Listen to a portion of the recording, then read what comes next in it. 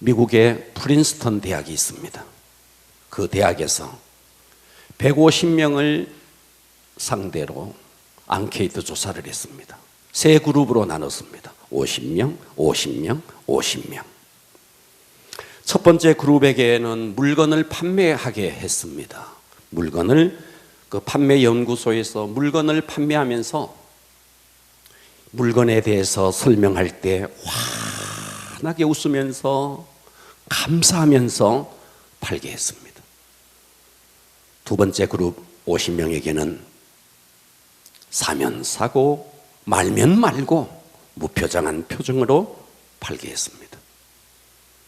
세 번째 사람에게는 뭘 물으면 아주 짜증스러운 말투로 싸우고자 하는 말투로 팔게 했습니다. 이렇게 세 그룹을 팔게 하고 돌아와서 토론을 했습니다. 첫 번째 그룹 50명은 판매 목표보다가 10배나 더 많이 팔았습니다. 근데 무표정한 사람들은 겨우 목표액을 채웠습니다. 그런데 짜증스러운 말투로 아주 싸우고자 하는 말투로 했던 사람들은 물건을 단 하나도 팔지 못했습니다. 제가 학교 다닐 때 실제로 제가 있었던 일입니다. 학교 가는 길에 문방구가 여러 개가 있었습니다. 저는 항상 가는 그 문방구에만 들어갔습니다. 이유는 딱 하나, 파는 그 주인 아주머니가 항상 환하게 웃었기 때문에. 저뿐이겠어요? 아침에 그 집은 사람들이 북적북적, 학생 아이들이 북적북적 하는 거예요. 그런데 문방구가 다른 문방구도 있는데 거기는 그냥 한산한 거예요. 미소 하나가 사람의 마음을 사로잡더라는 거예요. 아멘. 여러분, 우리가 이 세상이 홀로 살아갈 수 없습니다. 아멘. 세상을 살아가면 언제나 관계를 하면서 살아갑니다. 나 홀로 외톨이 이 세상에 없습니다. 언제나 관계. 그래서 우울증에 걸린 사람들은 어떠냐 하면 어두컴컴한 방 안에서 배가 고파도 먹지 않고 사람들과 관계를 하기를 싫어합니다. 관계지수가 떨어진 겁니다. 이기적인 사람은 자기밖에 몰라요. 자기 유익밖에 몰라요. 관계지수가 떨어지는 겁니다. 관계지수가 높은 사람은 사람을 만나면 편안하게 해줍니다. 신뢰가 가게 만들어줍니다. 그러니까 이런 사람들은 세상에서 모든 사람들에게 환영받고 모든 사람들에게 믿음을 주고 무슨 일을 하더라도 형통하게 되어 있는 겁니다. 그러니까 세상에 우리가 지능지수 이야기 많이 하죠. 행복지수 이야기 많이 하죠. 태도지수 이야기 많이 합니다. 그래서 우리는 아이들에게 어려서부터 지능지수를 높이기 위해서 온갖 일을 다 해요. 행복지수를 높이기 위해서 이런저런 방안들을 해요. 그런데 우리가 사람과의 관계를 어떻게 가져가는가? 이 관계지수에 대해서 문외한이고 생각도 없이 살아왔던 것입니다. 생각해 보십시오. 이 땅에 관계가 안 돼 있는 것이 어디 있어요? 여러분, 우리가 이 지구가 그냥 지구 하나가 돌아가는 것처럼 보이죠? 그렇지 않습니다. 태양과의 관계 속에서 돌아가고 저 하늘의 달이 그냥 돌아가는 것처럼 보이죠? 그렇지 않습니다. 지구와의 관계 속에서 돌아가는 거예요. 아멘. 태양과의 관계 속에서 낮과 밤이 생기고 달과의 관계 속에서 밀물과 설물이 생기는 겁니다. 그러니까 이 땅의 모든 물체가 다 관계를 하고 있습니다. 그러면 우리 인간의 몸을 소우주라고 말해요. 그러면 소우주인 우리 인간의 몸이 획일적으로 기관, 장기 하나가 그냥 독립적으로 움직이는지 아십니까? 그렇지 않아요. 다 유기적으로 움직입니다. 우리가 음식을 먹어요. 위에서 더 잘게 부어요.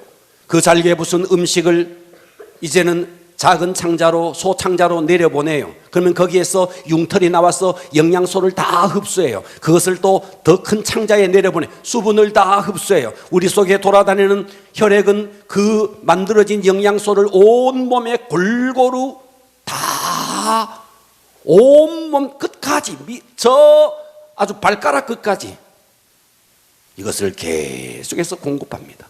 그러면 그 피는 공급되었던 그 피는 돌아오면서 우리 몸속에 있는 피로인자들을 다 가지고 돌아옵니다. 이렇게 우리의 몸의 장기 하나도 독립적으로 움직이지 않고 유기적으로 관계에 의해서 움직인다는 것입니다. 그러니까 이 땅에 관계가 아닌 게 하나도 없다는 거예요. 여러분, 이 땅의 환경을 한번 봐봐요. 우리가 육체가, 나라는 육체가 있습니다. 자, 나 밖에 음식도 있고, 나 밖에 공기도 있고, 나 밖에 물도 있어요. 물은 내가 아닙니다. 음식은 내가 아니에요. 공기는 내가 아닙니다. 그런데 나라는 존재는 나와 관계를 맺고 있는 음식, 공기, 햇빛, 이 관계와 관계가 단절되어 버리면 이 육체 하나도 우리는 지탱할 수 없습니다. 인간관계를 한번 보십시오. 우리 인간관계가 하늘에서 떨어진 사람이 누가 있나요? 태어나 보니까 부모님이 계시고, 태어나 보니까 형제가 있고, 학교에 들어가니까 선생님이 계시고, 친구들이 있고, 결혼해서 부부관계가 형성되고, 교회를 오니까 목회자와의 관계가 형성됩니다. 그러니까 이 땅에 모든 사람들은 다 관계를 맺고 있어요. 나 밖에 물이 있고, 나 밖에 햇빛이 있고, 나 밖에 음식이 있는데 그것과 관계를 맺지 못하는 육체가 죽어버리듯이 사람과의 관계 속에서 관계를 제대로 맺지 못하면 모든 인간성은 황폐화되어진다 하는 것입니다. 근데 우리는 나밖에 모르는 거예요. 지능지수 중요하죠. 감성지수 중요하죠. 그러나 우리는 이보다 더 중요한 것이 사람과의 관계지수다 하는 겁니다. 아멘. 오늘 본문에 보면 관계지수의 대가가 나옵니다. 그 관계지수의 대가가 누구냐? 요셉이에요. 요셉. 오늘 우리는 본문을 읽어봤어요. 요셉은 애굽의 총리가 되었답니다. 왕이 말이죠, 인장 반지를 끼워줬대요. 인장 반지를 끼워줬다는 말은 무슨 말이냐? 그 대나라의 최고의 나라 애굽의 전권을 요셉에게 맡겨줬다는 거예요. 금사슬을 걸어줬대요. 명예의 지존으로 만들어준 겁니다. 그리고 세마포옷을 입혀줬대요. 좀 전까지는 요셉은 종이었습니다. 이제 너는 종이 아니야. 신분의 상승을 말합니다. 자기가 타고 다니는 버금술에 지금으로 말하면 최고의 벤츠입니다. 벤츠. 최고의 벤츠를 내준 거예요. 자기가 타고 다니는 벤츠를 내준 거예요. 그러면서 사람들에게 외칩니다. 엎드리라, 엎드리라. 요셉이 나가는데 앞에 있는 신하들이 요셉 앞에 있는 사람들에게 엎드리라고 말하는 거예요. 요셉이 꿈을 꿨기 때문에 이게 이루어진 겁니까? 요셉이 지혜가 있어서 이렇게 된 것입니까? 요셉이 착하게 살아서 공부를 많이 해서 이렇게 된 것입니까? 아니라는 거예요. 성경을 쭉 보면 요셉은 이마만큼의 대우를 받을 만큼 관계를 잘했다는 거예요. 아멘. 오늘 여러분들의 삶에 어떤 문제가 있든지 오늘 말씀이 하나님께서 내게 주시는 음성으로 드러내면 여러분들에게도 이 복이 임할 것입니다. 아멘. 할렐루야. 아멘. 자, 요셉이 가져갔던 관계. 그래서 저는 오늘 감동 목회의 관계 지수, 따라서 합니다. 관계 지수. 관계 지수. 이 관계 지수에 있어서 첫 번째가 뭐냐 하면 대신 관계예요. 뭐라고요? 대신 관계라 그러면 대신 관계가 뭔데? 하나님과 나와의 관계라고요. 대신 관계 하면 하나님과 나와의 관계. 대신 관계. 하나님과 나와의 관계. 하나님과 나와의 관계에 요셉은 그 관계 지수가 어마어마했다는 거예요. 아멘. 할렐루야. 아멘. 자, 여러분, 요셉의 환경을 한번 상상해 보자고요. 요셉의 아버지는 어떤 사람이었느냐 하니까 태어나 보니까 어머니가 4명이나 있는 거예요. 4명이나 거느린, 그야말로 가정에 혼란을 줄 수밖에 없는 그와 같은 가정에 요셉이 태어난 것입니다. 태어나 보니까 이복 형제가 10명이나 있는 거예요. 그런데 이 이복 형제가 요셉을 보고 착하다, 이쁘다 그렇게 한 게 아니에요. 요셉만 보면 잡아먹지 못해서 안달인 거예요. 태어나 보니까 엄마가 4명, 이복 형제가 10명. 유일하게 자기 편이 되어줄 수 있었던 친엄마가 요셉이 아주 어린 시절에 죽어버립니다. 그러니까 요셉은 의지할 데가 없는 거예요. 마음을 둘 데가 없는 거예요. 아버지가 요셉에게 모델이 되어주지 못했습니다. 형들은 요셉을 시기했습니다. 시기하다 못해서 죽여버리려고 웅덩이에 집어 던졌다가 이것은 너무하다 해서 애굽의 종으로 팔아버린 겁니다. 그러니까 요셉의 상황을 한번 돌아보십시오. 예. 불행할 수밖에 없는 요셉. 그런데 요셉은 불행하지 않았습니다. 아니, 불행하지 않았는 게 아니라 불행하지 않으려고 결심한 것입니다. 아멘. 할렐루야. 아멘. 못난 아버지임에도 불구하고, 적대시하는 형제들이 있음에도 불구하고, 유일한 피난처였던 어머니가 일찍 돌아갔음에도 불구하고, 형들은 시기하다 못해서 종으로 팔았음에도 불구하고, 요셉은 하나님과의 관계 설정이 잘 돼 있었다는 겁니다. 아멘. 그러니 어디를 가더라도 요셉은 일어날 수 있었다는 거예요. 아멘. 할렐루야. 아멘. 자, 요셉은 자기 아버지가 훌륭하지 못하다. 그러니까 여러분의 육신의 아버지가 훌륭하지 못하다는 것을 핑계대지 말라는 거예요. 아멘. 이걸 핑계할 수 없다는 거예요. 아멘. 우리 어머니가 훌륭하지 못하다 핑계할 수 없다는 거예요. 형제들이 나에게 적대시해서 환경을 탓하지 말라는 거예요. 아멘. 요셉으로 말하면 모든 환경은 그야말로 삶의 역경, 회오리, 말할 수 없는 환경입니다. 그런데 요셉이 가지고 있었던 유일한 하나님과의 관계에 성경은 뭐라고 말하느냐? 창세기 39장 1절에 보면 이렇게 말합니다. 요셉이 이끌려 애굽의 종으로 팔려간 겁니다. 바로의 신하 친위 대장 애굽 사람 보디발이 그를 그리로 데려간 이스마엘 사람의 손에서 그 요셉을 샀습니다. 종의 값을 지불하고 종으로서 산 겁니다. 그런데 요셉을 한번 보십시오. 여호와께서 요셉과 함께 했다는 거예요. 아멘. 종으로 팔려갔는데 함께 했다는 거예요. 아멘. 그래서 그가 형통한 자가 됐다는 거예요. 아멘.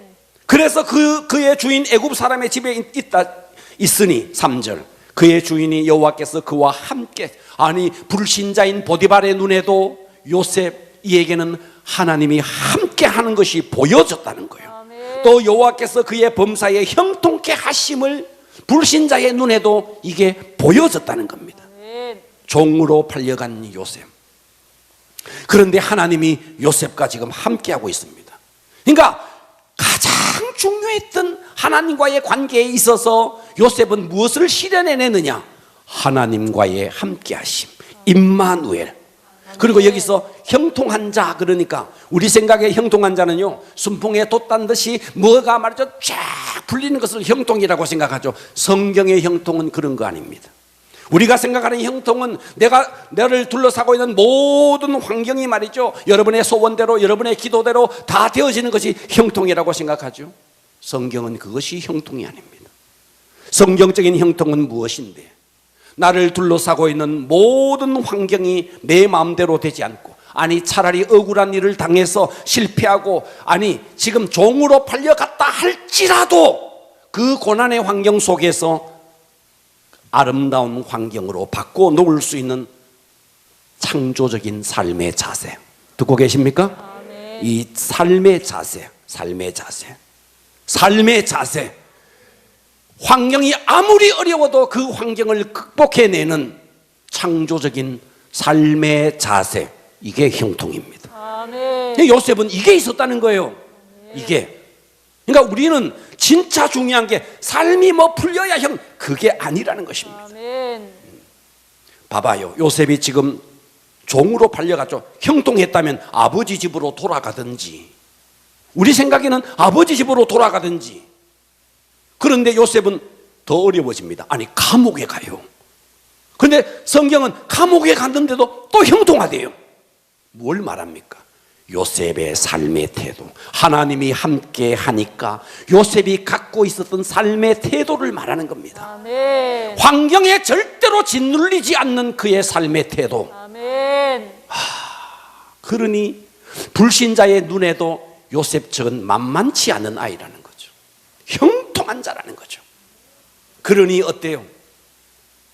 종으로 팔려간 그 집에서 보디발이 요셉에게 정권을 맡겨버리는 겁니다. 다 맡겨버리는 겁니다. 그런데 형통했대요. 형통하면 풀려나야 되는데 누명을 덮었어요. 감옥에 가요. 여러분, 삶이 바뀐다고, 환경이 바뀐다고 인생이 바뀌는 거 아닙니다. 태도가 바뀌어야 됩니다. 아멘. 대구서 새는 쪽박 서울 가도 새요. 태도가 바뀌어야 됩니다. 아멘. 패배적인 사람은 그의 의식 구조가 바뀌지 아니한 이상 어디를 가더라도 환경이 아무리 열려도 절대로 바뀌지 않습니다. 아멘. 그러니까 요셉은 종으로 팔렸는데도 삶의 태도가 형통한 거죠. 아멘. 감옥에 갔네. 감옥에 갔는데도 삶의 태도가 형통한 거예요. 아멘. 성경을 보면, 저는 성경을 보면서 기가 막힌 하나를 발견했어요. 그게 뭐냐면 요셉은요, 성경에 나오는 수많은 선진들은 기적을 많이 일으켰습니다. 모세는요 홍해를 갈랐어요. 홍해를. 여호수아는 요단강을 갈랐어요. 여리고를 무너뜨려 버렸어요. 하늘의 태양을 멈췄어요. 요셉은 그런 거 한 번도 일으키지 못했어요. 모세는 말이죠, 모세 오경을 썼어요. 다윗은 시편을 썼습니다. 솔로몬은 잠언을 썼어요. 전도서를 썼어요. 그런데 요셉은 성경책 하나 못 남겼어요. 기적 한 번 일으킨 적이 없어요. 여러분, 창세기를 다 읽어봐요. 요셉이 기적을 일으켰는가? 홍해를 갈랐는가? 한 번도 기적이 일어난 적이 없어요. 책 한 권 남기지 못했습니다. 엘리야는 가문 땅에 3년 반 동안이나 비가 오지 않은 땅에 비를 내리게 했는 기적을 일으킨 자예요. 근데 요셉은 그게 하나도 없는 거예요. 안전뱅이를 일으키길 했습니까? 하나도 없는 거예요.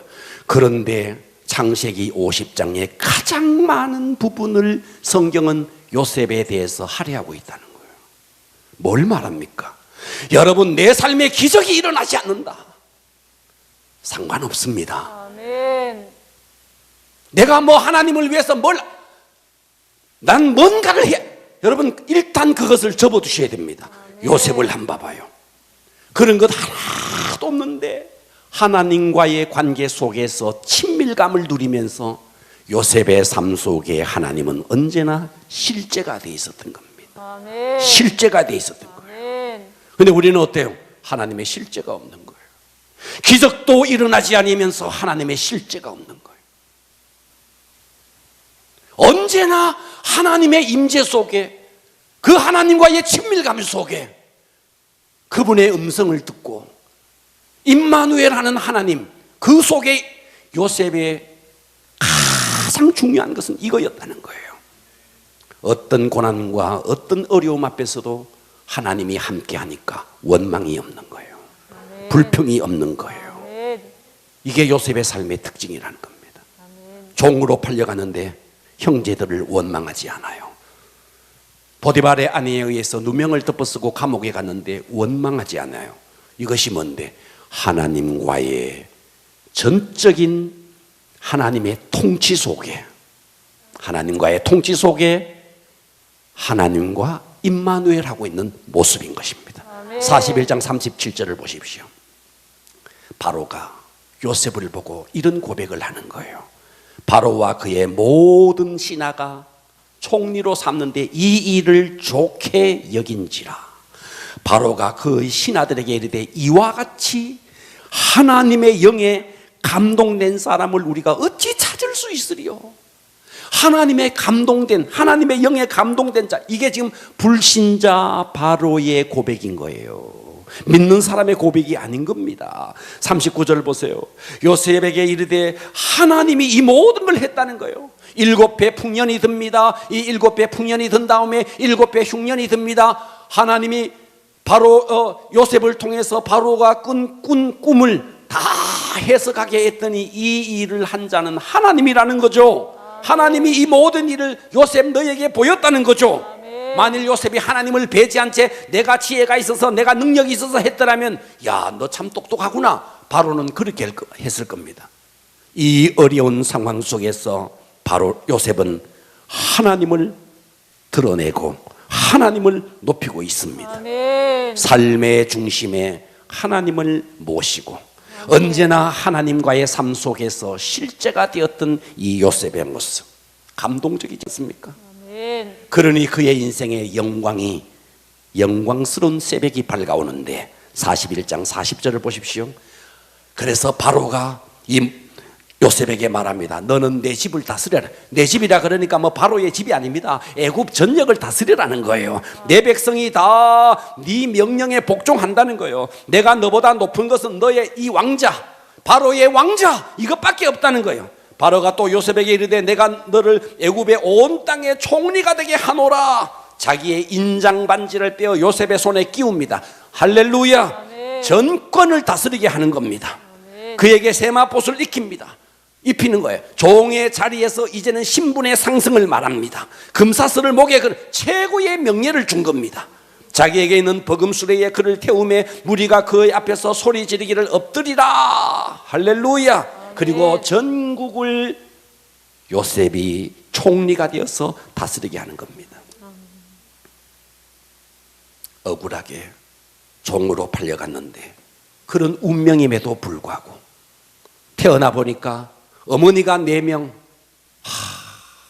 그런 혼란한 가정임에도 불구하고 이복 형제들이 죽이려고 하는 그런 환경임에도 불구하고 누명을 덮어쓰고 감옥에 가는 환경임에도 불구하고 요셉이 하나님과의 관계 속에서 이 관계 지수, 언제나 어느 때나 하나님이 나와 함께하는, 그러니 하나님은 이 요셉을 형통하게 할 수밖에 없었다는 겁니다. 아멘.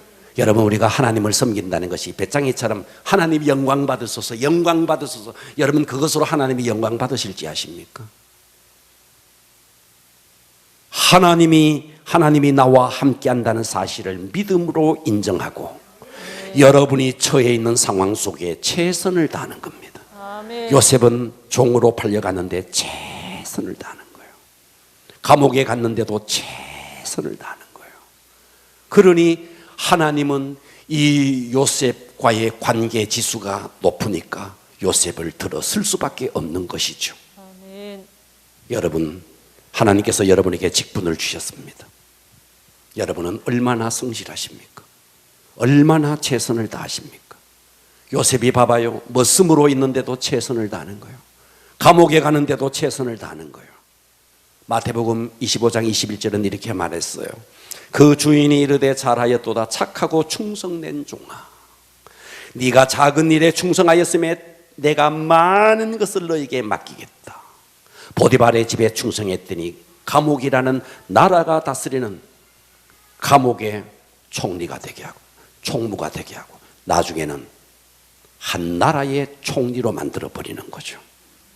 할렐루야. 아멘. 여러분의 형편이 어떠하든지 하나님의 주권을 인정하십시오. 아멘. 그리고 처해 있는 환경에 최선을 다하십시오. 아멘. 이것이 하나님과의 관계 지수를 높이는 길입니다. 아멘. 두 번째입니다.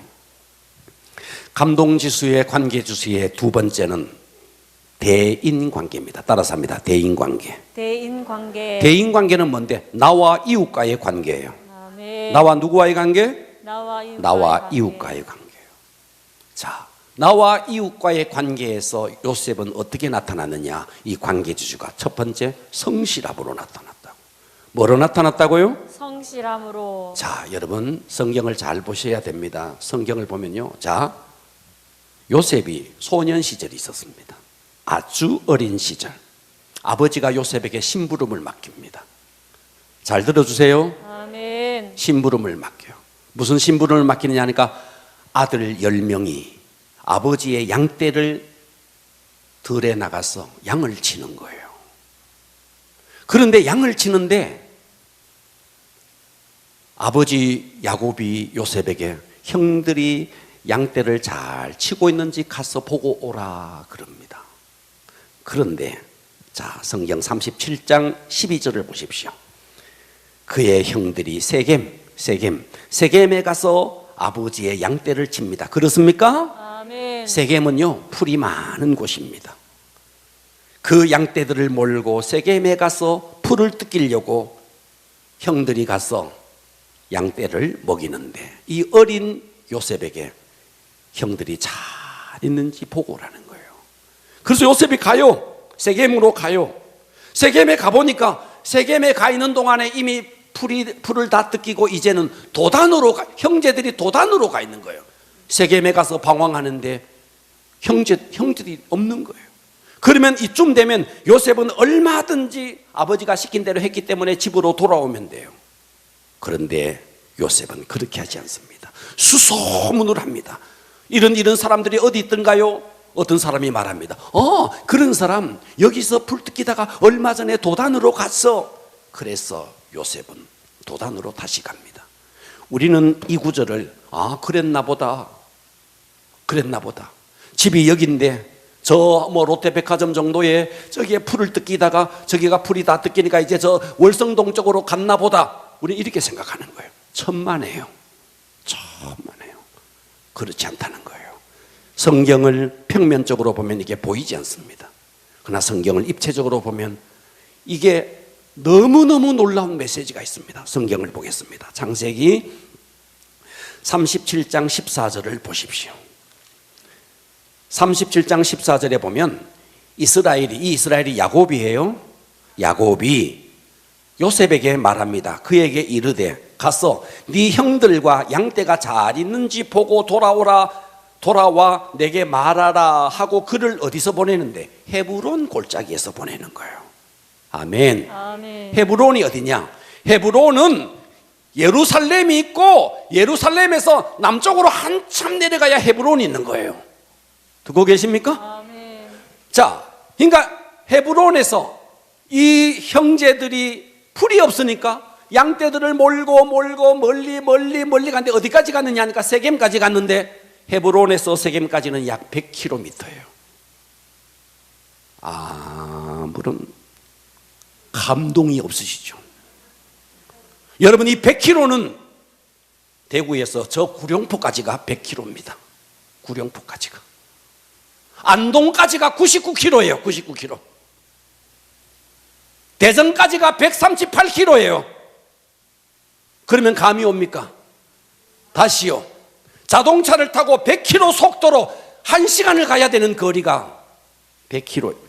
감동이 안 오십니까? 이해가 가십니까? 김천을 넘어서 주풍령을 넘어서 어떻게 해야 여러분에게 감동이 옵니까? 이 100km라는 거리가. 그걸 자전거를 타고 갔는지 아십니까? 걸어서 간 거예요. 걸어서. 그 어린 요셉이 걸어서 간 거예요. 어디까지? 헤브론에서 세겜까지 가니까 없는 거예요. 그 어린 요셉이 가보니까 형들이 없는 거예요. 물어보니까 도단에 있다는 거예요.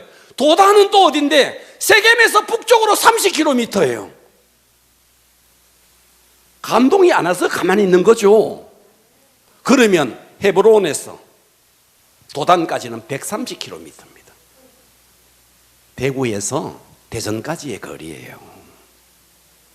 이제 좀 이해 오십니까? 이 거리를 갔다는 거예요. 이 거리를 어린 요셉이가 성경을 보고 지도를 펴놓고 보면 이거 기가 막힌 일인 거예요. 자동차라도 내주고 한 게 아니에요. 개나리 보침 들고 그냥 걸어가는 거예요. 가다가 얼마든지 도적대들을 만날 수 있고 강도를 만날 수 있는 거예요. 그런데 이 어린 요셉이 아버지의 명령에 끝까지 순종을 하는 거예요. 아멘. 이게 요셉이라는 거예요. 여러분, 요셉이 그냥 요셉이 된지 아십니까? 저는요, 우리 성도들에게 뭘 시켜봐요. 그런데요, 좀 지나고 보면요, 안 해요. 다른 변명 내리기 전까지 해야 되는데 시간 지나면 핫바지에 머스헤드이 없어져 버린 거예요. 이 어린 요셉을 한번 보십시오. 자, 37장 15절을 보십시오. 어떤 사람이 그를 만난즉, 요셉을 만났다는 거죠. 세겜 들에서 방황하는지라. 그 사람이 그에게 물어 이르되 네가 무엇을 찾느냐? 그가 이르되 내가 내 형들을 찾아오니 청하건대 그들이 양치는 곳을 내게 가르쳐 주소서. 그 사람이 이르되 그들이 여기서 떠났느니라. 내가 그들의 말을 들으니 이 도단이 어딘데? 엘리사 선지자가 도단에 있을 때 그 아람 그 군대가 와서 그렇게 포위를 했던 곳이 거기가 도단이에요. 요셉이 그의 형들의 뒤를 따라가서 도단. 여러분, 시간이 좀 지나가고 보면요, 이 도단에 갔는데 형제들은 요셉을 말이죠, 저 꿈쟁이가 온다고 구덩이에 집어넣고 애굽의 장사꾼들이 이스마엘 장사꾼에게 그 애굽의 종으로 팔았던 곳이에요. 그러니까 지금 무덤 속으로 들어가는 그 길을 요셉은 순종해서 아버지의 명령에 순종해서 가고 있는 것입니다. 무엇인데? 요셉의 성실함을 볼 수 있는 겁니다. 아멘. 이렇게 인간관계에 있어서 이렇게 성실했다는 겁니다. 그 어린 요셉이 하나님이 이 모든 것을 보고 있었다는 거예요. 여러분, 우리는 하다가 말고 하는 여러분의 모습을 보십시오. 이 요셉의 모습을 한번, 그 어린 나이에 그 아버지의 명령 하나에 그 130km나 되는 그 길을 홀홀단신, 개나리 보침을 들고 홀홀단신 가는 이 요셉의 모습을 보시라고요. 여러분, 대인관계의 지수는요, 성실함입니다. 아멘. 할렐루야. 아멘. 여러분은 다른 사람과의 약속을 어떻게 생각하십니까? 10분 늦는 것은 아무것도 아닌 거죠. 시간이 지나 보십시오. 저 사람은 항상 늦는 사람이야. 그런 딱지가 붙습니다. 돈을 빌려줘 보십시오. 시간대로 제때 갚지 않습니까? 그 사람은 관계지수가 이미 떨어지는 것입니다. 여러분은 얼마나 사람들과의 관계 약속을 성실하게 지킵니까? 여러분은 얼마나 사람들과의 관계에 물질적 부분에 성실하십니까? 자신을 돌아보십시오. 여러분은 과연 교회에서 목자로서 교사로서 여타의 여러분 직분을 가지고 여러분은 얼마나 성실하십니까? 하나님이 다 보고 있는 거예요. 이 어린 요셉을 보고 있는 거예요. 적은 수를 짧은 시간은 사람들은 속일 수 있습니다. 그러나 다수의 사람을 오랜 시간 속일 수 없습니다. 그래서 민심은 천심이라는 말이 그래서 나오는 겁니다. 그러니까 우리는 모든 사람들이 그렇게 이야기하면 그게 맞는 거예요. 근데 정작 자기는 모르는 거예요. 여러분, 인간관계 속에서 이 성실함으로 여러분의 관계지수를 높이기를 바랍니다. 아멘. 두 번째입니다. 인간관계의 지수에서 두 번째는 용서함입니다. 뭐라고요? 용서함. 용서함이에요. 자, 우리는 요셉의 일대기를 알고 있습니다. 온 땅에 기근이 들었어요. 이 요셉의 놀라운 지혜로 이 바로의 꿈을 해몽해 주었고 그 꿈대로 또 기근이 왔고 형제들이 요셉 앞에 와서 양식을 구하기 위해서 머리를 조아리는 거예요. 요셉이 원한다면 형제들을 그냥 한순간에 죽일 수도 있는 권력을 갖고 있습니다. 그리고 얼마든지 감옥에 집어넣을 수 있습니다. 아니면 양식은 살 한 톨도 주지 않고 돌려보낼 수 있습니다. 그런데 요셉은 무엇을 선택하는데? 용서를 선택하는 거예요. 아멘. 여러분, 원수가 말이죠, 나에게 상처를 준, 나에게 비수를 꽂은 그 원수가 멀리 있으면 용서가 돼요. 근데 내 눈앞에 나타나면 용서가 어려워요. 어렵습니다. 그런데 이 요셉에게 원수가 눈앞에 나타난 거예요. 눈앞에. 이때 요셉의 선택을 보십시오. 창세기 45장 5절을 보면 당신들이 나를 이곳에 팔았다고 해서 근심하지 마소서, 한탄하지 마소서. 하나님이 생명을 구원하시려고 나를 당신들보다 먼저 보내셨나이다. 이 땅에 2년 동안 흉년이 들었으나 아직 5년은 밭가리도 못하고 추수도 못할지라 하나님이 큰 구원으로 당신의 생명을 보존하고 당신의 후손들을 세상에 두시려고 나를 당신들보다 먼저 이 애굽 땅에 보내셨나니. 자, 여러분, 이 요셉이 용서할 수 있었던 중요한 열쇠가 뭔데? 하나님의 통치입니다. 하나님의 통치. 아멘. 하나님의 주권의 통치입니다. 하나님이 그렇게 했다는 거예요. 아멘. 당신들이 나를 미워서 애굽에 팔았지만 하나님이 그렇게 했다는 거예요. 아멘. 이걸 지금 요셉이 이걸 하나님의 전적인 주권적인 통치를 믿고 있는 겁니다. 아멘. 근데 우리는 어때요? 누가 뭐라 그러면 그게 온통 상처를 다 받는 거예요. 어떻게 그 사람이 내게 그럴 수 있나 그러는 거예요. 이 소리는 요셉이 해야 돼요. 여러분이 할 소리가 아니고. 근데 요셉은 그렇게 말 안 하는 거예요. 하나님이 그렇게 했다는 거예요. 하나님의 전적인 통치를 믿고 있는 겁니다. 종으로 팔려서도 하나님이 했다는 거예요. 누명을 덮어쓰고 감옥에 갔는데도 하나님이 했다는 거예요. 그리고 실제로 하나님이 그렇게 한 거예요. 할렐루야. 아멘. 내 삶의 주인은 하나님이시다. 아멘. 참새 한 마리가 땅에 떨어지는 것도 우연이 아니다. 하나님이 하셨다. 아멘. 이 절대 주권을 요셉이 믿고 있으니 용서가 되어지는 것입니다. 아멘. 여러분, 호세 카레라스라는 호세 카레라스, 스페인의 유명한 테너 가수가 있습니다.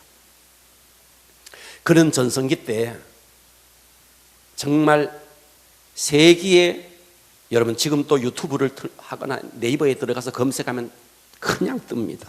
호세 카레라스, 스페인 출신입니다. 테너 가수입니다. 최고의 전성기 41살 때 이 사람이 백혈병에 걸려요. 그래서 골식 이식 수술을 하고 투병 생활을 합니다. 투병 생활을 하는 동안 모아두었던 돈을 다 탕진합니다. 그런데 당대에 이 호세 카레라스와 라이벌 관계에 있었던 플라시도 도밍고가 있습니다. 두 사람은 라이벌이었습니다. 자기는 백혈병에 걸려서 시름시름 죽어가는데 이 도밍고는 승승장구하는 거예요. 승승장구하는 거예요. 그러니 자기는 지금 말이죠, 이 백혈병에 걸려서 이제 죽어가는데 이 도밍고는 하늘을 찌르듯이 그의 인기가 올라가니까 이 카레라스는 마음속에 질투심이 확 올라옵니다. 그런데 시간이 아무리 지나도 병은 나을 기색이 없는 거예요. 그래서 이 호세 카레라스는 잊어버렸던 하나님의 이름을 기억해내고 하나님 앞에 매달리기 시작했습니다. 하나님 도와주십시오. 나에게 도움의 손길을 보내주십시오. 그 기도를 했는데 에르모사라는 재단에서 당신의 백혈병을 우리가 도와주겠소 하면서 도움의 손길이 온 거예요. 그래서 자기는 재산이 하나도 없는데 에르모사라는 재단에서 치료비를 다 대줬어요. 그래서 백혈병에서 나았습니다. 그리고 다시 무대에 섰습니다. 재기에 성공해서 그래서 다시 인기를 누리게 됐습니다. 그래서 이 에르모사라는 재단이 너무너무 감사해서 이 카레라스가 에르모사 재단을 찾아갑니다. 감사를 표현하기 위해서 에르모사 재단을 찾아가 보니까 세상에 에르모사 재단의 설립자가 바로 자기의 라이벌, 자기가 질투했던 도밍고였던 거예요. 도밍고였던 거예요. 카레라스가 깜짝 놀랐어요. 도밍고는 친구가 백혈병에 걸려서 죽어가는 모습을 보면서 안타까워서 도와주고 싶은데 자기의 이름으로 도와주면 이 자존심이 높은 카레라스가 도움을 받지 않을 것 같아서 익명으로 해서 뒤에서 재단을 만들고 이 친구를 도와준 거예요. 도밍고가 공연을 합니다. 도밍고도 대단한 가수였습니다. 공연을 하는데 관객 속에서 앵콜이 쏟아집니다. 그런데 그 자리에 누가 있었느냐 하면 카레라스가 있었던 거예요. 그때 이 카레라스가 무대 위로 올라갑니다. 무대 위로 올라가서 도밍고 앞에 무릎을 꿇고 회개합니다. 친구, 내가 잘못했어.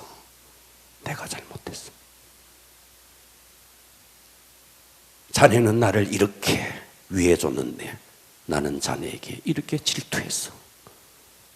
용서를 구하네. 내가 정말 잘못했어. 이 두 사람이 눈물이 범벅이 되도록 끌어안고 함께 앵콜송을 부르기 시작합니다. 모든 관객들이 눈물을 흘리기 시작합니다. 관계지수가 쫙 올라가는 거죠. 여러분, 미워하고 질투하면 모든 관계는 허물어집니다. 사랑하고 용서하면 모든 관계는 회복됩니다. 아멘. 여러분의 남은 생애를 어떻게 살고 싶으세요? 사람과의 관계 속에서 어떻게 살고 싶으세요? 여러분, 관계 지수를 높이려면 어떻게 해야 되느냐? 누가 나에게 베풀어 준 것을 잊지 않아야 됩니다. 아멘. 내가 남을 도와준 것은 잊어버려야 됩니다. 아멘. 부모와 자식과의 관계도 가만히 보면 부모는 자식에게 이것도 해주고 저것도 해주고 해준 것만 기억하는데 자식은 부모가 자기에게 상처만 준 것만 기억하는 거예요. 그러니 부모가 원망스럽고 빨리 집을 나가서 독립하고 싶은 거예요. 관계지수가 제로인 거예요. 그러니 그 가정이 어찌 행복할 수 있겠습니까? 이 자리에 계신 자녀된 여러분, 부모는 나를 낳아주었다는 그 자체로, 나에게 생명을 주었다는 그 자체로 부모는 나에게 최고의 선물을 해준 겁니다. 그 부모에게 감사하셔야 됩니다. 여러분, 이 자리에 계신 부모 여러분, 내가 저놈을 저렇게 양육하고 학비를 대주고 저렇게 키웠는데 행실이 여러분, 그렇지 않습니다. 여러분의 자녀는 태어나서 지금까지 엄마라고 아빠라고 불러주면서 해맑은 미소로 엄마라고 불러주는 그것으로 여러분은 이미 자식에게 다 받은 겁니다. 아멘. 저는 우리 아이에게 내 마음속에 진심으로 그 마음이 있어요. 저는 우리 아이가 내게 아무것도 안 해줘도 괜찮아요. 아무것도 안 해줘도 그냥 내 자식이라는 게 감사해요. 아빠라고 불러주는 게. 태어나서 지금까지 얼마나 많은 해맑은 미소로 나를 섬겨줬는데요. 그것으로 만족한 거예요. 아멘. 우리는 이렇게 너무나 많은 것들을 받았는데 상처만 기억하고 있는 거예요. 여러분, 여러분의 주변의 360도의 모든 사람들은 여러분이 상처를 기억하면 여러분들의 삶의 태도가 어떠냐에 따라서 그 사람들은 여러분에게 상처를 줄 수도 있고 그렇지 않을 수도 있습니다. 아멘. 문제는 뭔데? 나라는 거예요. 아멘. 할렐루야. 아멘. 그래서 여러분, 어떤 경우에도 누가 나에게 상처 준 거 기억하면 안 돼요. 연예인들이 악플에 시달린대요. 최진실이 말이죠, 악플에 시달리다가 만인의 연인이었습니다. 최진실은. 남자들이 최진실을 좋아하지 않는 남자가 없어요. 그렇게 최진실을 좋아했습니다. 그런데 악플에 시달렸어요. 그런데 이 악플을 단 사람은 추적해 보니까 3명이었어요. 3명. 그런데 더 많은 수많은 사람들이 최진실을 좋아했는데 최진실은 그걸 보지 않고 악플을 단 3사람, 거기에 집중하다가 결국 자기의 목숨까지 끊어버린 거예요. 제가 얼마 전에 작년이었던가요? 차를 몰고 가는데 차 안에 모기 한 마리가 들어와 있는 거예요. 모기 한 마리가 왜 하더니 바지가랑이로 들어온 거예요. 이 모기가, 내가 그래서 결심했어요. 이 모기를 잡고 말리라 해가지고 막 뒤져가지고 고개를 숙이고 모기를 잡는데 빵빵 하는 거예요.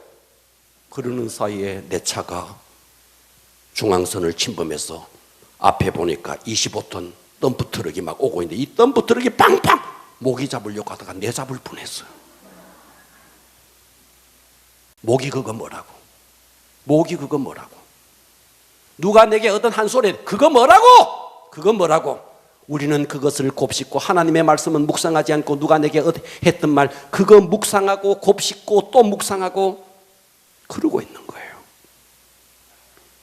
여러분, 세상은요, 사람들이 동그란 사람도 있고요, 네모난 사람도 있고요, 세모난 사람도 있고요, 별난 사람도 있습니다. 그리고 요 뾰족한 사람도 있습니다. 동그란 사람이 어느 날 말이죠, 가는데 말이죠, 뾰족한 사람이 막 빠마는 어디서 했노? 이제 얼굴이 떡판 같네. 팍 찌르죠. 그러면 이 동그라미는 이제 교회에 가가지고 눈물방울 흘리면서 회개하는 거죠. 그런데 이 별난 사람은 어떠냐면요, 네 빠마 어디서 했노? 얼굴이 떡판 같네. 그러면 야, 네가 빠마비를 대줬나 야. 이 별난 사람은 상처 안 받아요. 별을 답시다. 왜 우리는 먼 말에 조그만 말에 상처받고 그러냐는 거예요. 그냥 넘겨도 될 말. 그 모기 그건 뭐라고? 모기 잡으려다가 내 생명 잡을 뻔했다니까. 모기 그건 뭐라고? 요즘 말이죠, 코로나 시즌이어서 학교에 아이들이 잘 못 가고 또 부모들이 말이죠, 재택근무를 해요. 아침에 얼굴 보고 출근했던 아빠가 이제 아빠도 집에 있고 아들도 집에 있고 시간도 많고 밥도 같이 먹고 그러니까 가정이 얼마나 좋을까요?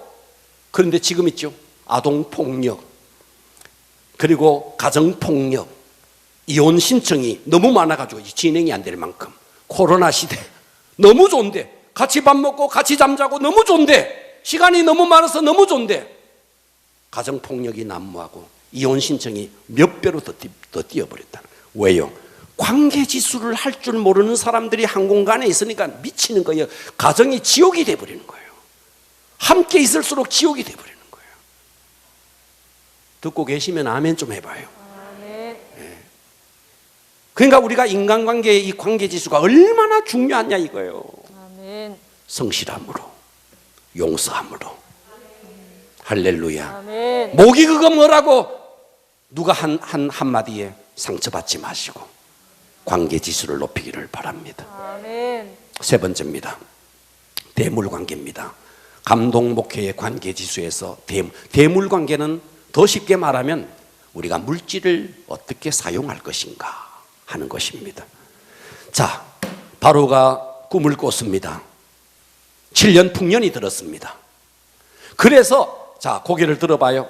7년 풍년이 들었어. 그러면 애굽만 풍년 들었느냐? 아니에요. 애굽 밖에 다른 나라들도 다 풍년이 든 거예요. 그러니까 곡물이 막 남아도는 거예요. 남아도는 거예요. 이때 요셉이 어떻게 했는데 그것을 다 제값을 주고 사는 거예요. 여러분, 수박 농사를 지었네, 양파 농사를 지었네, 감자 농사를 지었네, 감자가 대풍이 들어 그러면요 가격이 폭락합니다. 맞아요? 맞아요? 가격이 폭락. 7년 동안이나 풍년이 드니까 먹을 것이 막 남아도니까 식품들이, 곡식들이 막 값이 추락하는 겁니다. 요셉이 뭐 했는지 아십니까? 그것을 다 제값을 주고 사주는 거예요. 제값을 주고. 듣고 계십니까? 아멘. 그러니 사람들이 요셉을 보면서 얼마나 감사하겠어요. 얼마나 고맙겠어요. 얼마나 고맙겠어요. 우리나라도 보니까 배추를 해놓고는 맞아요, 쟁기로 막 확 말이죠, 포크레인으로 뒤집어 버린 데도 있더라고요. 왜? 가격이 폭락하니까. 그를 판인데 요셉이라는 사람이 그걸 다 사주는 거예요. 사주는 거예요. 대풍 때도 요셉은 인기가 있었습니다. 사람들을 사주면서 섬기는 거예요. 드디어 바로의 꿈대로 7년의 흉년이 든 겁니다. 그때 요셉은 또 어떻게 하는데 그들에게 다 모아두었던 양식을 제공해 주는 거예요. 그러니 풍년의 때도 자기는 매니지를 잘 한 겁니다. 풍년의 때를 잘 관리한 거죠. 흉년의 때도 관리를 잘 하는 겁니다. 근데 우리는 어때요? 풍년이면 마구 낭비하는 거죠. 요셉은 그러지 않았다는 거예요. 자기가 물질을 말이죠, 그 어마어마한 양식을 창고에 쌓아놓고 그리고 그것을 팔면서 그 사람들에게 이 요셉은 물질이 목적이 아니었습니다. 무엇이 목적인데? 사람이 목적이라는 거예요. 사람을 섬기고 있는 겁니다. 그래서 우리는 대물관계는 어떻게 해야 되느냐? 물질은 섬기라고 준 거예요. 자, 성경을 보겠습니다. 창세기 41장 53절 봐봐요. 애굽 땅에 7배 풍년이 그치고 요셉의 말과 같이 7배 흉년이 들기 시작하며 보고 계십니까? 애굽만이 아니에요. 각국에도 기근이 있었던 거예요. 애굽 온 땅에 먹을 것이 있더니 애굽 온 땅이 굶주림에 백성이 바로에게 부르짖어 양식을 구하는지라 바로가 애굽 모든 백성에게 이르되 요셉에게 가서 그가 너에게 이르는 대로 하라 하니라. 온 지면에 기근이 있으며 요셉이 모든 창고를 열고 애굽 백성에게 팔매 애굽 땅에 기근이 심하매 각국 백성도 애굽뿐만이 아니라 각국 백성도 양식을 사려고 애굽으로 들어와 요셉에게 이르렀으니 할렐루야. 풍년의 때도 흉년의 때도. 여러분, 인간관계에 있어서 하나님과 인간관계는요 어떠냐? 자, 하나님과 우리 인간관계는, 자, 잘 들으세요. 하나님과 우리 인간관계는, 하나님은 언제나 우리 인간 위에 있습니다. 아멘. 그러니까 하나님은 우리 인간으로 하여금 섬김을 예배를 받아야 할 대상입니다. 아멘. 두 번째, 인간과 인간은요. 인간과 인간은 사람 위에 사람 없고 사람 아래 사람 없습니다. 아멘. 아멘. 인간과 인간 관계는 대등 관계에서 서로 사랑해야 될 관계입니다. 아멘. 세 번째, 사람과 인간과 물질과의 관계는 어떤데? 물질은 언제나 우리의 발 아래에 있습니다. 아멘. 발 아래. 그래서 우리는 물질을, 발 아래에 있는 물질을 가지고 이웃을 사랑하고 발 아래에 있는 물질을 가지고 하나님을 섬겨야 됩니다. 아멘. 그런데 대체적으로 모든 사람들은 저놈은 물질, 발 아래에 둬야 되는 물질을 머리 위에 올려두고 물질을 위해서 하나님을 이용하고 물질을 위해서 사람을 이용하는 거예요. 그러니까 모든 관계가 무너지는 겁니다. 아멘. 할렐루야. 아멘.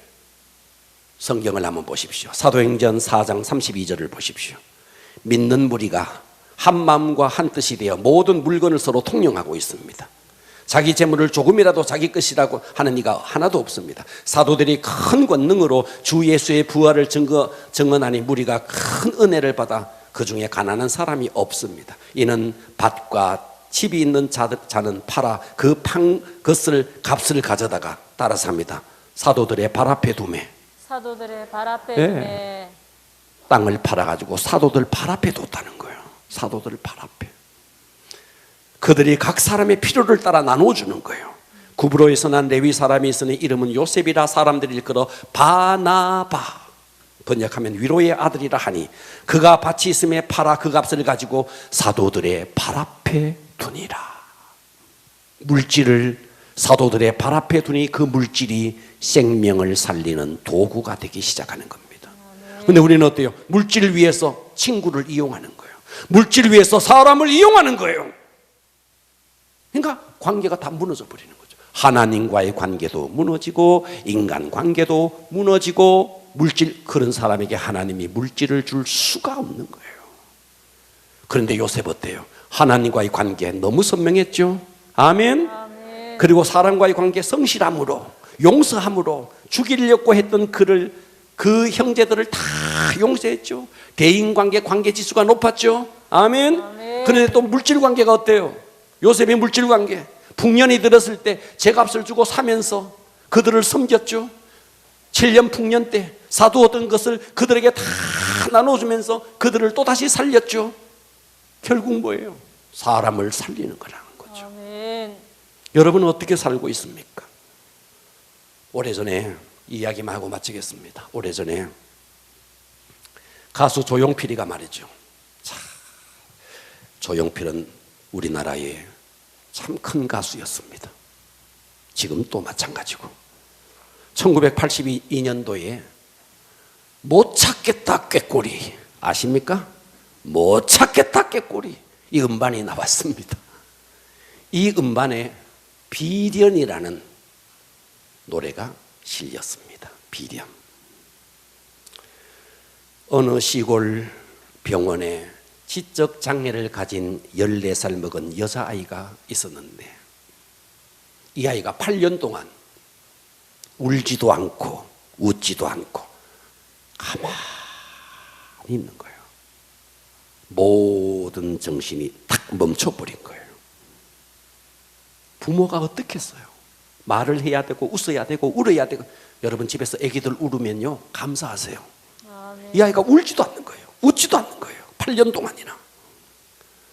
부모가 가슴이 막 새까맣게 타들어가는데 비련이라는 노래가 나왔는데 이 아이가 비련이라는 노래를 들으면서 눈물을 쭉 흘린 거예요.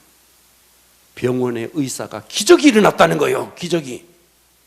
울지도 못하는 아이가 기도하는 이 노래 있잖아. 이거 듣는데 애가 막 눈물을 쫙 흘린 거예요. 그래서 병원의 원장이 조용필의 매니저에게 전화를 한 거예요. 우리 병원에 이런 기적이 일어났다. 조용필의 비련을 듣고 8년 동안이나 울지도 웃지도 않은 아이가 눈물을 흘리기 시작했다. 조용필 씨, 우리 병원에 좀 초대하고 싶다. 한 번만 좀 와다오. 그랬더니 매니저가 그런 소리 하지 말라고. 조용필이 얼마나 바쁘냐고. 예? 어찌 그 적은 거기에 갈 수 있느냐고. 조용필 한 번 초청하는데 3천만 원 든다고. 1982년도에. 지금 1억도 넘는 거예요. 당신 1억 있느냐고. 그리고 오늘 또 스케줄이 4개나 있다고. 갈 수 없다고. 전화를 팍 끊어버린 거예요. 그런데 그 이야기를 바깥에서 조용필 씨가 이걸 들은 거예요. 무슨 전화냐고. 아니 글쎄 말이야, 저 시골의 어느 병원에서 애가 말이지 지적장애 앓고 있는데 당신 비련이라는 노래 듣고 막 울고 있다고. 울고 애가 회복되고 있다고. 그래서 당신을 초대한다고. 그래서 내가 말도 안 된다고 끊었다. 택도 없는 소리 하지 말라고 끊었다고. 그때 조용필이 오늘 공연 몇 개냐고. 4개라고. 다 취소하시오. 위약금은 어떡하고? 내가 다 물겠소. 지금 차를 몰아라고. 시골 병원으로 가자고. 그래서 그 대형 슈퍼스타 조용필이 그 시골 병원에 간 거예요. 그 여자아이 앞에, 한 아이 앞에 이 조용필이가 있는 힘을 다해서 비련을 부릅니다. 이 아이가 눈물이 쫙 떨어지는 거예요. 동네가 야단이 난 거예요. 그 슈퍼스타가 오니까. 그 사람들에게 일일이 사인을 해주고 돌아옵니다. 돌아오는데 부모가 전화를 하는 거예요. 너무 감사하다고. 우리가 얼마를 드리면 되겠느냐고. 응? 사례비로 얼마를 드리면 되겠느냐고. 그런 소리 하지 말라고. 나는 그 아이의 눈물을 통해서 나는 이미 보상을 다 받았다고. 멋지지 않아요? 아멘. 할렐루야. 아멘. 우리는 인간관계를 너무 물질로 보지 않습니까? 제가 그래서 조용필이 뒷조사를 한번 해봤어요. 이 조용필 씨가요 2003년도에 부인과 사별을 했더라고요. 부인의 재산이 또 어마어마했더라고요. 그 부인의 재산을요 심장병 어린이를 위해서, 소아 백혈병 아이를 위해서 그 돈을 다 기부를 했어요.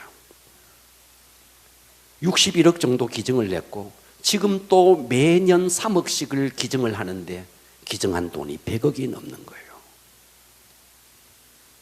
여러분, 예수를 안 믿는 사람도 이렇게 물질을 흘려보내면서 이렇게 사람을 살리고 있는데 요셉 한 봐요. 하나님과의 관계 너무 멋지지 않습니까? 인간과의 관계 성실함으로 용서함으로 너무 아름답지 않습니까? 물질의 때 물질이 있어도 교만하지 않았고 섬겼고 물질이 그들을 다 물질로 그들을 섬겼지 않습니까? 그러니 하나님이 이런 요셉을 복 주실 수밖에 없는 것이죠. 여러분 모두 이 관계, 여러분이 정말 이 아름다운 관계 지수를 높이기를 축복합니다. 아멘. 기도하겠습니다.